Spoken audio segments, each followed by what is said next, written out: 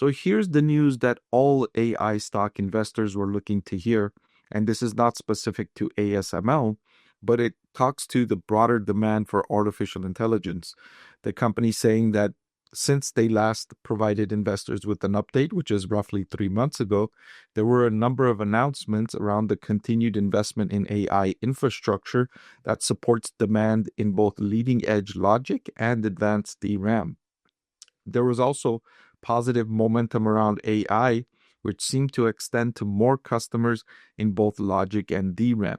So the demand for artificial intelligence is broadening out from a smaller set of businesses to a larger set of businesses that are now becoming more and more interested in artificial intelligence. So there's also more momentum around customers adopting EUV layers in both logic and DRAM.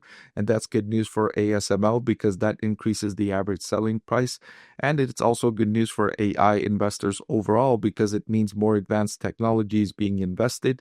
And that means technology improvement leads to more innovation, which creates more demand. And it kind of fuels that positive virtuous cycle because you get more productivity, and the increase in productivity gets enterprises more excited about investing in the technology, and that positive virtuous cycle could go on. But it wasn't all good news for ASML and ASML stock investors.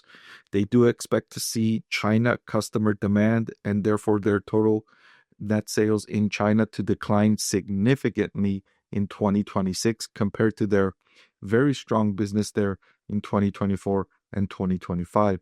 So they're telling investors they saw outsized sales in 24 and 25, and they expect that to decline significantly in 2026. So as a reminder, I wanted to share with you my proprietary discounted cash flow valuation model for ASML stock. I value this business, the calculation of fair value, at $693. The current market price is well above $1,000 at this point. Now, I had ASML stock rated as a buy all year long in 2025, so I'm happy to see the stock performing extremely well. This year, it's been one of my better recommendations.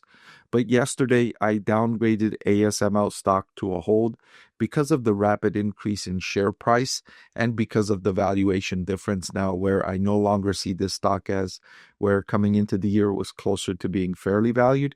It's now overvalued, in my opinion, according to my DCF calculation and when measuring on a forward price to earnings calculation. Click the link below to watch the full video.